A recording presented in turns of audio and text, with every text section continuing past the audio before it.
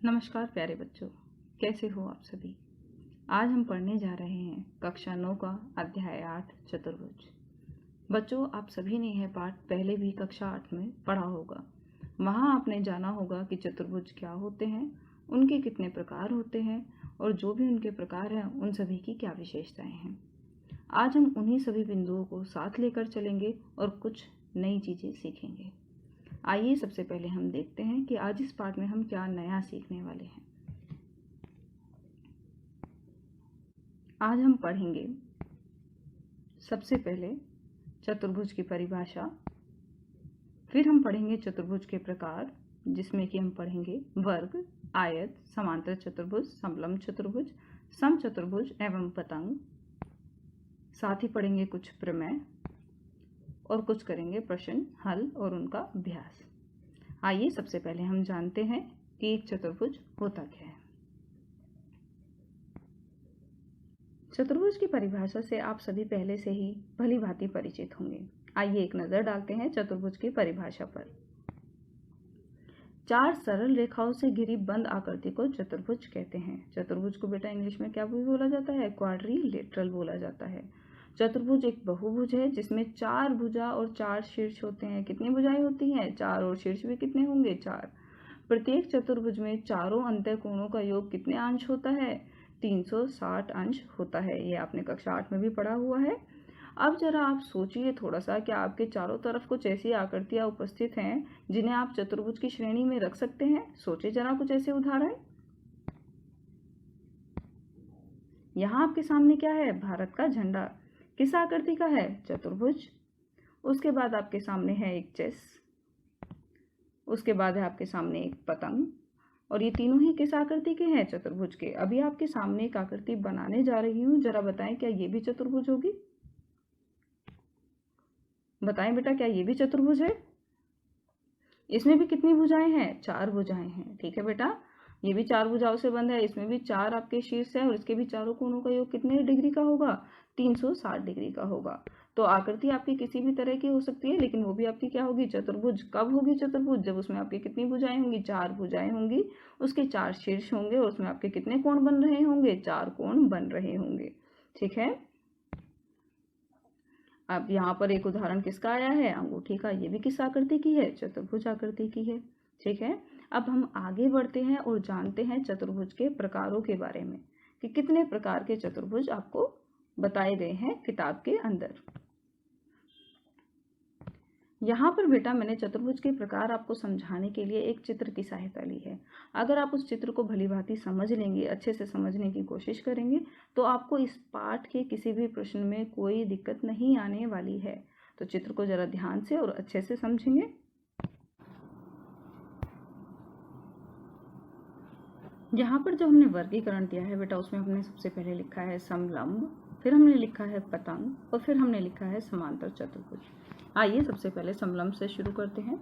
समलंब की खासियत बेटा क्या होती है कि इसकी कोई दो भुजाएं, ठीक है, आमने सामने वाली कोई दो भुजाएं एक दूसरे के समांतर होती हैं। जैसे कि चित्र में दिखाया गया है, ये वाली रेखा और ये वाली रेखा आपस में एक दूसरे के क्या है? समांतर हैं। ठीक है। सिर्फ दो रेखाएं आमने सामने वाली क्या होती हैं? समांतर होती हैं। वो बराबर होंगी ऐसा हम नहीं कह रहे हैं, हमने सिर्फ क्या कहा है? समांतर। समांतर रेखाएं क्या होती हैं? समांतर रेखाएं वो होती हैं जिन्हें आप कितना भी बढ़ा लीजिए आगे तक, वो कभी भी एक दूसरे को आपस में काटेंगी नहीं। ठीक है। तो ये आपके समलंब की खासियत हुई। अगला जो हमने इसमें बताया है बेटा वो है पतंग। पतंग की खासियत क्या होती है? पतंग की खासियत ये होती है कि जो इसकी आसन्न भुजाएं होती हैं वो एक दूसरे के बराबर होती हैं। आसन्न भुजाएं यहाँ पर क्या है? एक भुजा ये और एक भुजा ये, दोनों आपस में क्या है? आसन्न भुजाएं हैं और ये एक दूसरे के क्या होंगी? बराबर। बिल्कुल वैसे ही नीचे वाली ये वाली भुजा इस वाली भुजा के आसन्न भुजा होगी और ये दोनों भुजाएं भी आपस में क्या होंगी? बराबर होंगी। ठीक है बेटा। इसके बाद आते हैं समांतर चतुर्भुज, जो कि इस पाठ की सबसे खास चीज है, जिसके ऊपर ये पाठ अधिकतर समझाया गया है।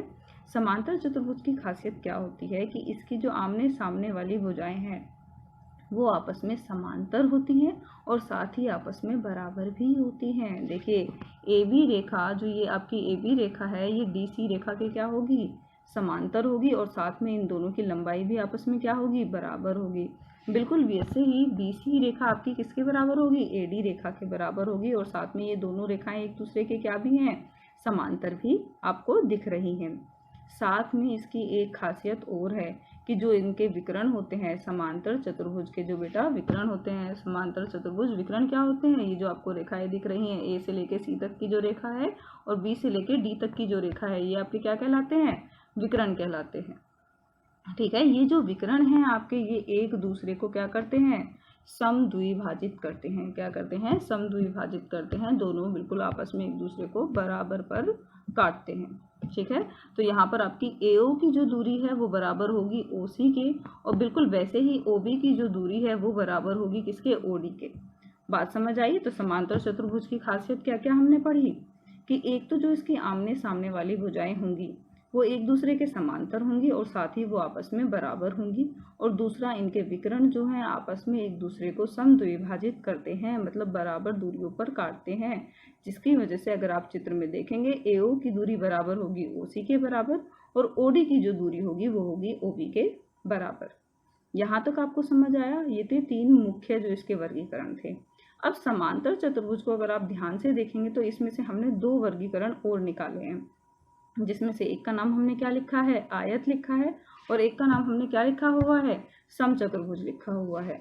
अगर आप आयत पे निगाह डालेंगे तो आयत तो आप पहले से ही जानते हैं बेटा। आयत की खासियत क्या होती है कि इसकी आमने सामने वाली भुजाएं आपस में क्या होती हैं, बराबर। अरे ये तो समांतर चतुर्भुज में भी था, इन दोनों में फिर डिफरेंस ही क्या रह गया। समांतर चतुर्भुज की भी तो आमने सामने वाली भुजाएं बराबर थी और साथ में क्या भी थी, समांतर भी चल रही थी, समांतर दूरी पे थी। ये तो आयत में भी है, ये तो समांतर चतुर्भुज में भी है। तो इनमें अंतर क्या हुआ, अंतर सिर्फ इतना है कि बेटा आयत का आपका जो कोण होता है वो कोण कितने डिग्री के होते हैं, 90 डिग्री के। आपको यहाँ पे दर्शाया गया है जो कोण A है वो आपका कितने डिग्री का दर्शाया गया हुआ है, 90 डिग्री का दर्शाया हुआ है। दूसरी खास बात इसकी ये होती है कि जो इसके विकर्ण होते हैं वो समद्विभाजित तो करेंगे ही करेंगे, लेकिन वो चारों ही आपस में विभाजित होने के बाद आपस में सब क्या होंगे, बराबर। AO OC के तो बराबर होगा ही, OC OB के भी बराबर होगा और OC OD के भी बराबर होगा। ठीक है, सभी पर एक एक डंडा खींचा गया है। एक एक डंडा खींचने का मतलब क्या है कि सभी आपस में बराबर हैं।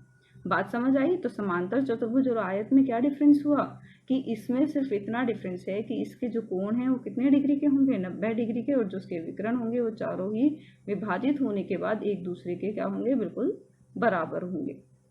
समझ आया। क्या मैं आपसे एक छोटा सा सवाल पूछ सकती हूँ यहाँ, क्या सभी आयत समांतर चतुर्भुज होते हैं? सोचे जरा।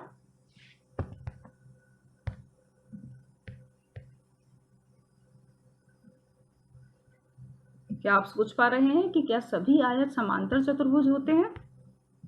बेटा सभी आयत समांतर चतुर्भुज बिल्कुल होंगे, क्योंकि आयत किसकी कैटेगरी है, किसका वर्गीकरण है, समांतर चतुर्भुज का। लेकिन सभी समांतर चतुर्भुज आयत हो ऐसा जरूरी नहीं है, क्योंकि समांतर चतुर्भुज में से आपकी एक कैटेगरी और लिखी हुई है। कौन सी लिखी हुई है, समचतुर्भुज। क्या लिखी हुई है बेटा, समचतुर्भुज। समचतुर्भुज जैसे कि इसके नाम से पता चल रहा है, सम सम मतलब समान, सब बराबर हो, जिसकी सारी भुजाएं आपस में क्या हो, बराबर हो। ठीक है, तो जो आपका समांतर चतुर्भुज था उसमें क्या बात कही गई थी कि आमने सामने वाली भुजा बराबर होगी, लेकिन इसकी खासियत क्या है कि इसकी चारों भुजाएं आपस में क्या होंगी, एक दूसरे के बराबर होंगी। और बिल्कुल वैसे ही जैसे ऊपर उसके विकर्ण की जो प्रॉपर्टी थी, जो विशेषता थी, बिल्कुल वैसी ही विशेषता इसकी होंगी कि इसके विकर्ण आपस में एक दूसरे को बराबर विभाजित करेंगे। AO किसके बराबर होगा, OC के, और आपका OB किसके बराबर होगा, OD के। ठीक है बेटा, लेकिन चारों जो आपके विकर्ण के विभाजन होने के बाद टुकड़े आए हैं वो आपस में बराबर नहीं होंगे। वो किसकी खासियत होती है, आयत की। सिर्फ ये छोटे छोटे से ही अंतर है जिनको आपको अच्छे से समझना है, जिनको आपको अच्छे से नजर डालनी है। अगर आप ये चीजें ध्यान में रख लेंगे तो इस पार्ट में कोई दिक्कत नहीं है। बच्चे बस इसमें ही कंफ्यूज हो जाते हैं कि किसका नाम क्या था, इसकी खासियत क्या थी। तो ये इस चित्र की सहायता से आप बहुत अच्छे से समझ सकते हैं। अब इसमें आपको आगे एक वर्गीकरण और दिख रहा है, आयत और समचतुर्भुज से बनने वाला। ठीक है, वो भी क्या होता है बेटा आपका, वो आपका होता है समांतर चतुर्भुज ही होता है, और उसका नाम क्या है, वर्ग। वर्ग भी आपका एक तरह का क्या है, समांतर चतुर्भुज। लेकिन उसकी खासियत क्या है, उसकी खासियत ये है कि उसकी चारों भुजाएं आपस में बराबर होंगी। अरे ये कैसी खासियत हुई, ये खासियत तो अभी समचतुर्भुज की भी थी, उसकी भी तो चारों भुजाएं आपस में बराबर थी, लेकिन साथ में आपको इसमें दिख रहा होगा कि इसका कोण भी कितने डिग्री का होगा, 90 डिग्री का होगा। तो ये कोण वाली चीज कहाँ से आई है, इधर से। और सारी भुजाएं आपस में बराबर होंगी, ये बात किधर से आई है, इधर से। बात समझ आई। तो इन दोनों का मिक्सचर बन गया है और एक नई चीज बन गई है, क्या, आपका वर्ग, जिसकी सारी भुजाएं बराबर होंगी और साथ ही इसके कोण कितने डिग्री के होंगे, 90 डिग्री के। साथ ही अगर आप चित्र को ध्यान से देख रहे होंगे तो आपको दिख रहा होगा कि जो इसके विकर्ण है वो आपस में समद्विभाजित करने के बाद सभी आपस में एक दूसरे के क्या होंगे, बराबर। और बिल्कुल एक सबसे अलग बात जो आपको दिख रही होगी यहाँ पे कि जो इसके विकर्ण है वो आपस में समकोण पर एक दूसरे को समद्विभाजित करते हैं, मतलब वो यहाँ पर कितने डिग्री का कोण बना रहे हैं, 90 डिग्री का। तो एक कोण यहाँ तो 90 डिग्री का होगा ही होगा, साथ में जो आपके जहाँ पर विकर्ण एक दूसरे को विभाजित करते हैं वो कोण भी कितने डिग्री के होंगे, 90 डिग्री के। समांतर चतुर्भुज को बेटा इंग्लिश में क्या बोल सकते हैं आप, पैरेललोग्राम। ठीक है। समांतर चतुर्भुज की खासियत क्या थी, जरा याद कीजिए, जिस चतुर्भुज के आमने सामने की भुजाएं समांतर हो, ठीक है, आमने सामने की भुजाएं क्या हो, समांतर हो, उसे समांतर चतुर्भुज कहते हैं। यहाँ पर आपको चित्र दिखाया गया है, तो आपकी जो ए बी रेखा है वो डी सी रेखा के समांतर है और ए डी रेखा जो है वो बी सी रेखा के समांतर है। ठीक है। और साथ ही बेटा समांतर चतुर्भुज के कोणों की ये खासियत भी होती है कि इसके जो आमने सामने वाले कोण हैं आपको दिख रहे होंगे गाढ़े नीले रंग से। ठीक है, गाढ़े नीले रंग से एक कोण यहाँ दिख रहा है, गाढ़े नीले रंग से कोण आपको यहाँ दिख रहा है, ये दोनों कोण आपस में कैसे होंगे, बराबर होंगे। और बिल्कुल वैसे ही ए और सी कोण भी आपस में क्या होंगे, बराबर। तो आमने सामने वाले कोण भी आपस में क्या होते हैं, बराबर होते हैं। आगे बढ़ेंगे। आगे समांतर चतुर्भुज की विशेषताएं क्या है, आमने सामने की भुजाएं बराबर और समांतर होती हैं, ये हम पहले ही पढ़ चुके हैं। विकर्ण एक दूसरे को समद्विभाजित करते हैं, जो आपके विकर्ण है जब वो एक दूसरे को काटते हैं तो क्या करते हैं, समद्विभाजित, दोनों बराबर हिस्सों में। अभी बिल्कुल चित्र में अच्छे से समझ कर आए थे। ठीक है, ये हमने इसका एक विकर्ण खींच दिया है बीडी। आप अगर बेटा ध्यान से देखेंगे, अगर समांतर चतुर्भुज में आप एक विकर्ण खींच दीजिए तो जो ऊपर त्रिभुज बना है और जो नीचे त्रिभुज बना है वो दोनों त्रिभुज हमेशा एक दूसरे के क्या होते हैं, सर्वांग सम। अब सर्वांग सम का मतलब क्या होता है बेटा, ये चीज आपने बहुत बार सुनी होगी, सर्वांग समता। सर्वांग समता क्या होता है कि दो त्रिभुज सर्वांग सम जब होते हैं जब उनकी सभी भुजाएं और सभी कोण आपस में समान होते हैं। ठीक है, संगत होने चाहिए, लेकिन सभी संगत हो जाएं और सभी संगत कोण आपस में क्या होते हैं, समान होते हैं, तो वो दोनों त्रिभुज आपस में क्या कहलाते हैं, सर्वांग सम कहलाते हैं। ठीक है, आमने सामने के कोण इसके बराबर होते हैं। किसी समांतर चतुर्भुज का विकर्ण इसे दो सर्वांग सम त्रिभुजों में विभाजित करता है।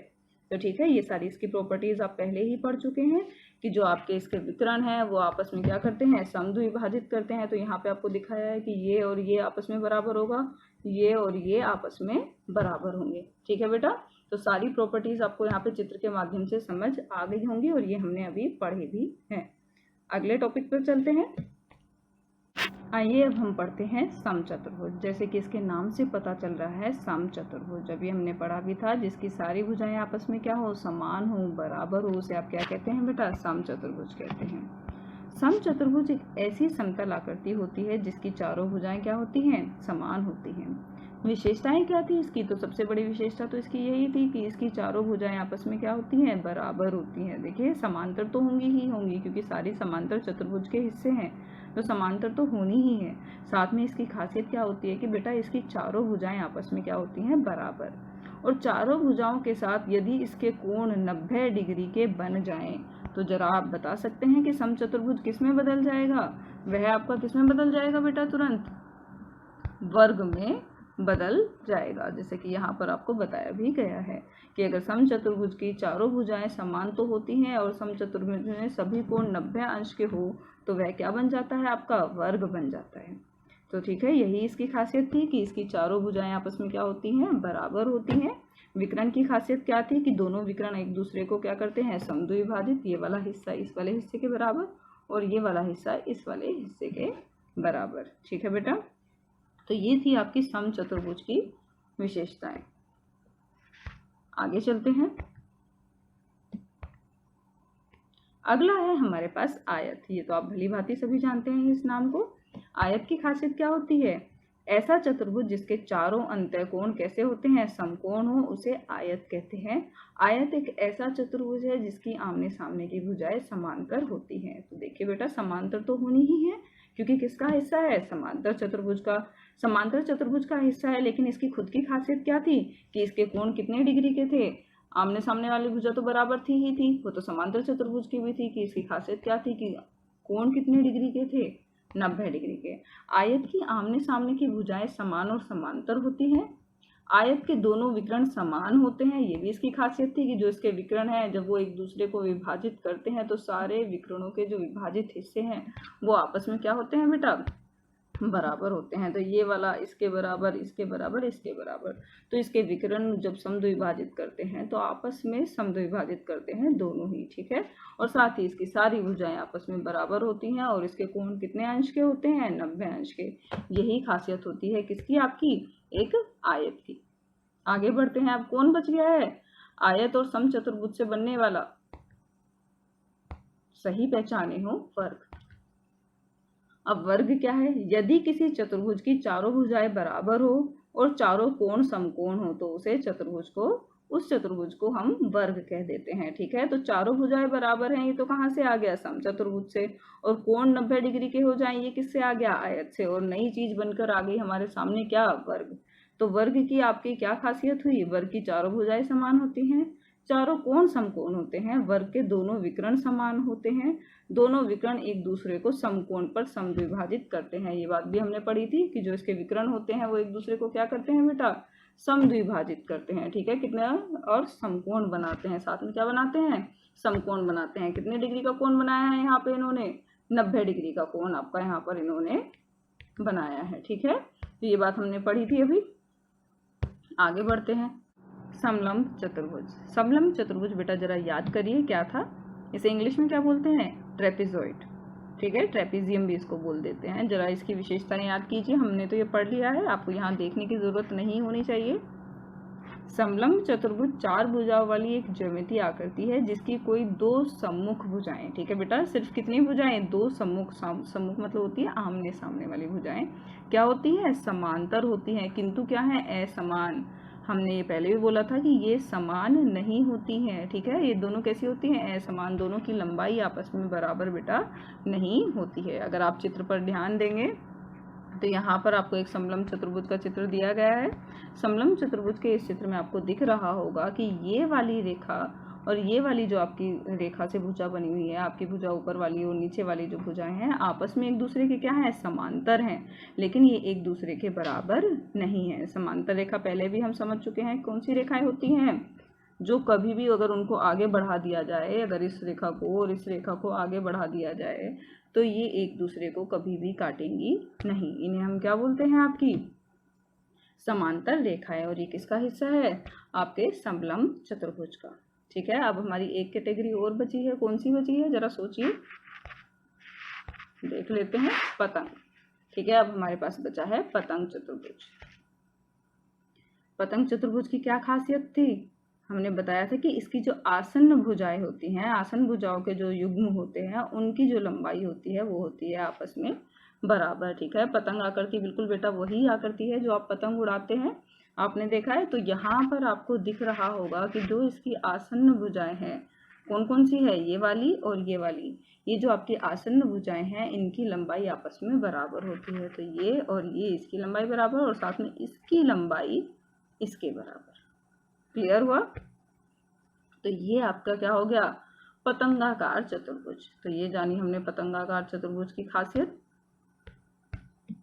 तो इसके बारे में आगे क्या लिखा है, तात्पर्य यह है कि इसका एक विकर्ण चतुर्भुज के दो सर्वांगसम त्रिभुजों में विभाजित करता है और इसलिए समान भुजाओं के दो युग्मों के बीच के कोण बराबर होते हैं। इसके दोनों विकर्ण एक दूसरे के लंबवत होते हैं। और इसकी भी बेटा ये खासियत है कि जो इसके विकर्ण होते हैं वो भी एक दूसरे के ऊपर क्या बनाते हैं, लंबवत 90 डिग्री का कोण बनाते हैं। ये खासियत और किसकी थी, जरा सोचिए, किसके विकर्ण आपस में 90 डिग्री का कोण बनाते हैं, समांतर चतुर्भुज का वह कौन सा पार्ट था, हम अभी पढ़कर आए हैं, जरा सोचिए आप ही। आगे चलें, अब हम पढ़ेंगे इस पाठ की कुछ महत्वपूर्ण प्रमेय। आइए सबसे पहली प्रमेय पे हम नजर डालते हैं। पहली प्रमेय क्या कह रही है? किसी समांतर चतुर्भुज का एक विकर्ण उसे दो सर्वांग सम त्रिभुजों में विभाजित करता है। ये बात आपको सिद्ध करके बतानी है। समांतर चतुर्भुज बेटा क्या था? जिसकी आमने सामने वाली भुजाएं बराबर भी हैं और समांतर भी हैं। ठीक है, ये समांतर चतुर्भुज हमने पढ़ा था। अब ये क्या कह रहा है कि अगर इसमें कोई विकर्ण हम बीच में खींच देते हैं तो उससे जो दो त्रिभुज बनकर आएंगे वो दोनों सर्वांग सम होंगे। सर्वांग सम त्रिभुज का मतलब क्या होता है? जिनकी संगत भुजाएं और संगत कोण आपस में क्या होते हैं? समान होते हैं, बराबर होते हैं। तो जरा देखिए इस सवाल को हम कैसे कर सकते हैं। सबसे पहले इसकी उत्पत्ति और साथ में हम लेंगे इसका चित्र। तो यहाँ पर उत्पत्ति में मान लीजिए ABCD एक समांतर चतुर्भुज है। ठीक है बेटा, समांतर चतुर्भुज की बात करी तो हमने कोई भी एक अपने पास से एक समांतर चतुर्भुज ले लिया ABCD। ठीक है, उसका नाम हमने रखा, आपको चित्र में दिख रहा है, और उसका हमने एक विकर्ण खींच लिया। विकर्ण आपको दिखाई दे रहा होगा AC। अब आपको क्या करना है कि यहाँ पर जो दो त्रिभुज बनकर आ गए हैं, कौन से दो त्रिभुज बने हैं? नाम बताएं उनका। त्रिभुज ABC और त्रिभुज ACD, इन दोनों को आपको क्या दिखाना है कि ये सर्वांग सम है। और आप बच्चों को पता होना चाहिए कि सर्वांग सम दिखाने के लिए किन्हीं भी दो त्रिभुजों को या तो आप उनकी भुजाओं को आपस में बराबर दिखाएंगे, या उसकी दो भुजा एक कोण आपस में बराबर दिखा सकते हैं, या दो कोण एक भुजा आपस में बराबर दिखा सकते हैं। ये कुछ तरीके होते हैं सर्वांग सम दिखाने के। अगर आप इसमें नजर डाल रहे होंगे तो आपको दिख रहा होगा कि इन दो त्रिभुजों में आप बता सकते हैं कि कौन कौन सी चीजें आपस में एक दूसरे के बराबर हो सकती हैं। सबसे पहली तो जब बेटा दो त्रिभुज एक ही बेस पर बने हो, एक ही लाइन पर बने हो, तो वो दोनों का ही हिस्सा होता है। अगर आप यहाँ नजर डालेंगे तो AC जो रेखा है वो ऊपर वाले त्रिभुज का भी हिस्सा है और वो नीचे वाले त्रिभुज का भी आपका हिस्सा है। ठीक है, तो AC बराबर AC ये तो आपकी होनी ही है, क्योंकि ये रेखा कैसी हो गई? उभयनिष्ठ रेखा हो गई। साथ में उसने आपको पहले से ही दिया है कि ये चतुर्भुज आपका कैसा है? समांतर चतुर्भुज है। तो समांतर चतुर्भुज होने की वजह से आपको पता होना चाहिए कि समांतर चतुर्भुज में जब कोई रेखा, तिर्यक रेखा उसको काटती है तो उसके अंदर जो एकांतर अंतःकोण बनते हैं वो आपस में क्या होते हैं बेटा? बराबर होते हैं। ठीक है, तो एकांतर अंतःकोण यहाँ पर कौन कौन सा है? तो ये वाला जो कोण है जो डबल लाइन से खिंचा हुआ है, और ये वाला जो कोण है, ये एक दूसरे के क्या होंगे? एकांतर अंतःकोण। ये आपस में क्या होते हैं? बराबर। और बिल्कुल वैसे ही ये वाला जो कोण है इस वाले कोण के क्या होगा? बराबर, क्योंकि ये भी क्या है? एकांतर अंतःकोण। क्यों है ये एकांतर अंतःकोण? क्योंकि ये दोनों आपकी समांतर रेखाएं हैं, और जो ये आपकी AC है, ये AC आपकी कैसी रेखा है? तिर्यक रेखा है। तो समांतर रेखाओं को काटने वाली जो तिर्यक रेखा होती है और उनके बीच में बेटा जो कोण बनते हैं उन्हें क्या बोला जाता है? एकांतर अंतःकोण। और वो आपस में क्या होते हैं? बराबर होते हैं। ठीक है, तो हमने इन दोनों त्रिभुज को ले लिया है। ट्राइंगल हमने ले लिया है त्रिभुज ABC और त्रिभुज CDA, हम दोनों के नाम लिख दिए हैं। अब हम इनमें तीन कंडीशंस वो दिखाएंगे जिनकी वजह से ये सर्वांग सम होंगे। तो सबसे पहला हमने क्या दिखाया है? एकांतर कोण का युग्म कोण BCA जो हमने लिया है, ये वाला कोण, ये दिखाया हमने इसके बराबर। ठीक है बेटा, क्यों है ये बराबर? क्योंकि ये एकांतर कोणों का युग्म है, क्योंकि AB और DC आपकी समांतर रेखाएं हैं। साथ ही आपका ये वाला जो कोण है BAC, ये इस वाले कोण के बराबर दिखाया है। ये भी आपका क्या है? एकांतर कोणों का युग्म। आपको कारण बताना होता है कि ये बराबर क्यों है। और तीसरा हमने अभी बताया था कि AC रेखा पर ही दोनों त्रिभुज आपके बने हुए हैं। तो AC रेखा कैसी हो गई? उभयनिष्ठ, क्योंकि वो ऊपर वाले त्रिभुज का भी हिस्सा है और वो नीचे वाले त्रिभुज का भी हिस्सा है। ठीक है बेटा, तो इसकी वजह से ये दोनों त्रिभुज आपके क्या हो गए? सर्वांग सम हो गए। और कौन से सर्वांग सम नियम से हुए हैं? आपने दो कोण और एक भुजा दिखाई है बराबर, तो ASA का मतलब क्या होता है बेटा? A से मतलब है आपका एंगल, S से मतलब है आपकी साइड, और A से फिर से क्या मतलब है? एंगल। ठीक है, तो आपकी कोण भुजा कोण नियम से ये दोनों त्रिभुज आपके क्या हो गए? सर्वांग सम। ये जो यहाँ पर बीच में बना हुआ है ये सर्वांग सम का चिन्ह बना हुआ है। बराबर के ऊपर S के जैसा जो आकृति दिखाई दे रही है ये आपका सर्वांग सम का चिन्ह होता है। क्लियर हुआ बेटा? क्योंकि अब आप तीनों चीजें बराबर दिखा सके हैं तो इसका मतलब ये दोनों त्रिभुज आपके कैसे हैं? सर्वांग सम त्रिभुज हैं। ठीक है, और यही आपको बात सिद्ध करके दिखानी थी। अगली प्रमेय की ओर चलते हैं। अगली प्रमेय है हमारी यदि एक चतुर्भुज के विकर्ण एक दूसरे को समद्विभाजित करें तो वह एक समांतर चतुर्भुज होता है। ठीक है, अब की बार बेटा हमें क्या बताया गया है कि कोई चतुर्भुज है। ठीक है, वो कैसा चतुर्भुज है उसके बारे में हमें कुछ नहीं बताया गया है। एक चतुर्भुज के विकर्ण एक दूसरे को समद्विभाजित करें, बस बात क्या बताई गई है कि जो उसके विकर्ण हैं वो आपस में समद्विभाजित करते हैं। ठीक है, तो ये सूचना हमारे पास अभी तक आई है और हमें सिद्ध क्या करना है कि ये जो चतुर्भुज है ये कैसा चतुर्भुज होगा, समांतर चतुर्भुज। समांतर चतुर्भुज किसी को सिद्ध करने के लिए आप क्या दिखाएंगे बेटा, क्या सिद्ध करना होगा कि उसकी आमने सामने वाली भुजाओं को आप समांतर दिखा दें। ठीक है बेटा, और समांतर दिखाने का तरीका क्या होता है कि जो उसके अंतः कोण है, एकांतर अंतः कोण, आप उनको बराबर दिखा दीजिए। अगर आपने एकांतर अंतः कोण बराबर दिखा दिए कैसे भी इस चित्र के, तो ये आपका जो चित्र है जो आपको दिया गया है चतुर्भुज का, ये आपका कैसा कहलाएगा, समांतर चतुर्भुज कहलाएगा। चलिए देखते हैं कैसे किया जाएगा ये सवाल। तो यहाँ पर हमने दिया है, आप इस परिणाम के लिए तर्क निम्न प्रकार दे सकते हैं। ध्यान दीजिए, सबसे पहले तो बेटा उसने हमें ये चीज बताई है कि चतुर्भुज के विकर्ण एक दूसरे को समद्विभाजित करें। ठीक है, समद्विभाजित करने का मतलब क्या है, समद्विभाजित करने से मतलब है उसका कि जो आपका AO है वो किसके बराबर है, OC के बराबर है, और जो आपका OB है बेटा वो किसके बराबर है, OD के बराबर है। तो आप अगर निगाह थोड़ी सी डालेंगे तो अगर त्रिभुज AOB, अगर आप त्रिभुज ले लें AOB और ऐसे ही त्रिभुज आप ले लें DOC, ये ऊपर वाले दोनों, ऊपर वाला और एक नीचे वाला दोनों त्रिभुज पे अगर आप एक बार अच्छे से निगाह डालेंगे तो इसमें आपको पहले से ही दो दो भुजाएं तो आपस में बराबर मिल गई। अगर आप इन्हें सर्वांगसम दिखाएंगे तो आपको तीन चीजें चाहिए होती हैं बराबर, तो दो तो मिल गई। AO किसके बराबर हो गई, OC के, और OB किसके बराबर हो गई, OD के। क्यों बराबर हो गई, क्योंकि भैया ये तो हमें पहले से इसने दे दिया है। साथ ही आपको दिख रहा होगा एक कोण इसमें आपस में बराबर है। आपको पता होना चाहिए कि जब दो रेखाएं आपस में एक दूसरे को काटती हैं तो उनके आमने सामने वाले जो कोण होते हैं, क्या बोलते हैं उनको, शीर्षाभिमुख कोण, वो आपस में बराबर होते हैं। तो देखिए जरा बेटा आगे सवाल कैसे होगा। तो यहाँ पर उन्होंने यही लिखा है कि त्रिभुज AOB जो है वो सर्वांगसम है त्रिभुज COD के, और आगे लिखकर छोड़ दिया है क्यों। तो ये जो क्यों है ये आपको सिद्ध करना है। तो इसका भी तरीका मैंने आपको बताया कि दो भुजाएं तो हमें मिल चुकी हैं और एक कोण भी हमें पता है, तो ये तो बहुत ही आसान काम हो गया। देखिए कैसे।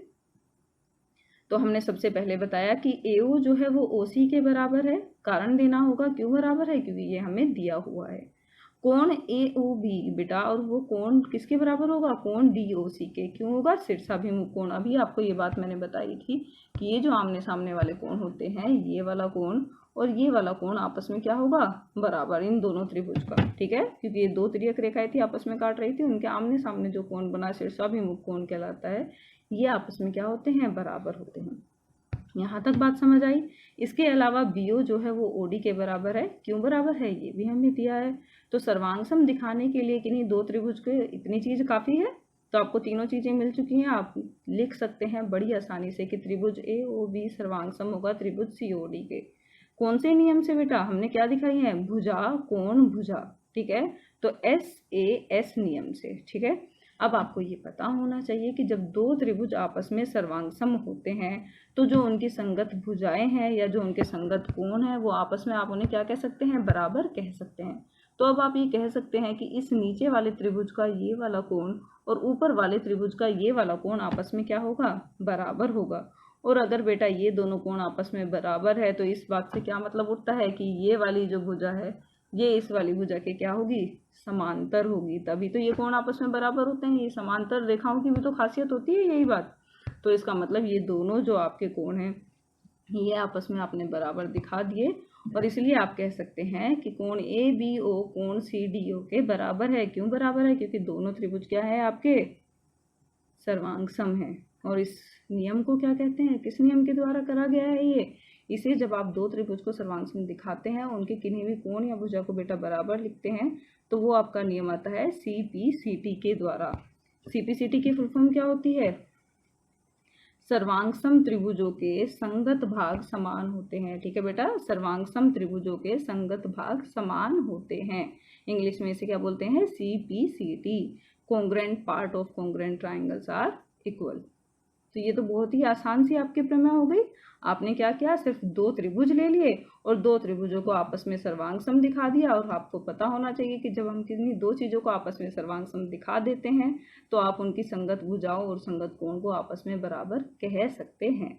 और क्योंकि हमने संगत कोणों को बराबर दिखा दिया तो इसका मतलब ए बी रेखा जो है वो सी डी रेखा के क्या होगी, बराबर होगी, तो समांतर होगी। बराबर नहीं, क्या होगी, समांतर होगी, या बराबर भी उसे आप कह सकते हैं।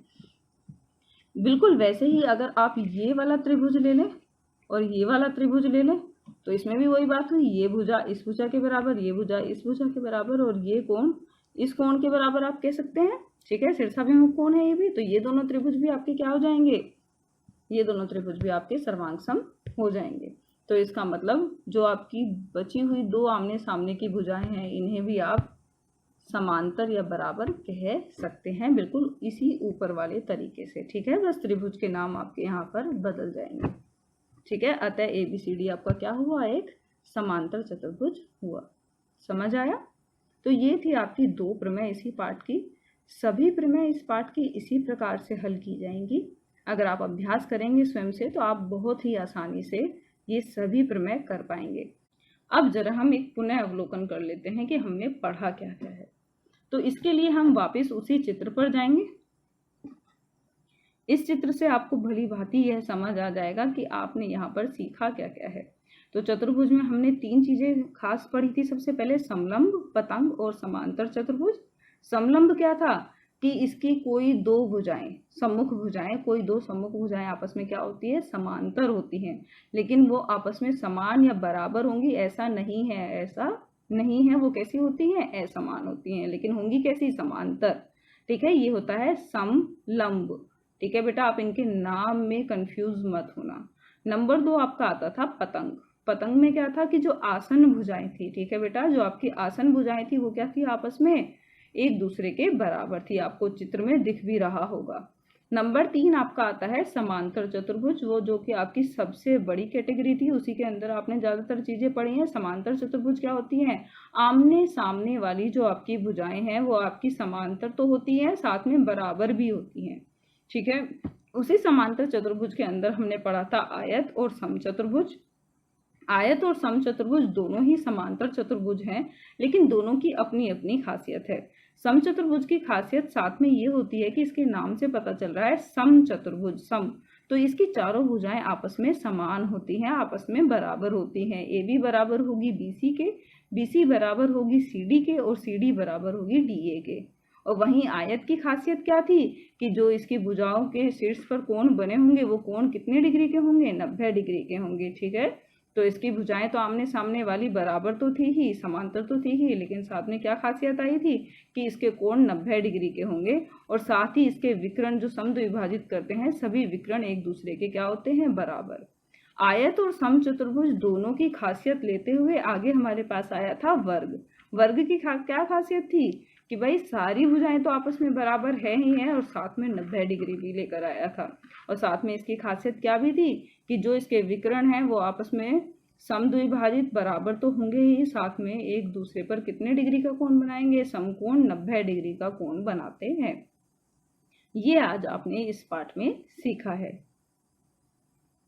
अब आ गया है कि आप कुछ सवाल खुद से अभ्यास कर कर देखें। यहाँ पर आपको एक सवाल दिया गया है, जरा पढ़िए और इस सवाल को करने की कोशिश कीजिएगा। आप बहुत आसानी से ये सवाल कर सकते हैं। दर्शाइए कि यदि एक चतुर्भुज के विकर्ण बराबर हो और परस्पर समकोण पर समद्विभाजित करे तो वह एक वर्ग होता है। तो आपको बेटा एक चतुर्भुज दिया हुआ है, वो चतुर्भुज कैसा है वो आपको उसने नहीं बताया है, लेकिन उसने बताया है कि उसके विकर्ण क्या हैं, आपस में बराबर हैं। ठीक है, तो आप कोई भी चतुर्भुज बना दीजिए और उसके विकर्ण मतलब AO और OC आपस में बराबर है और OB और OD आपस में बराबर है। आपको ये सिद्ध करना है कि ये क्या होगा, एक वर्ग होगा। वर्ग सिद्ध करने के लिए आपको इसकी भुजाओं को आपस में बराबर दिखाना होगा और साथ ही इसके जो कोण है वो कितने डिग्री के दिखाने होंगे, 90 डिग्री के दिखाने होंगे। ठीक है, तभी आप इसे क्या कह सकते हैं, एक वर्ग कह सकते हैं। तो ये आपका गृह कार्य है। आशा करती हूँ आप सभी को यह पाठ बहुत अच्छे से समझ आया होगा और आप इस पाठ के सभी सवाल अपने आप कर पाएंगे। धन्यवाद।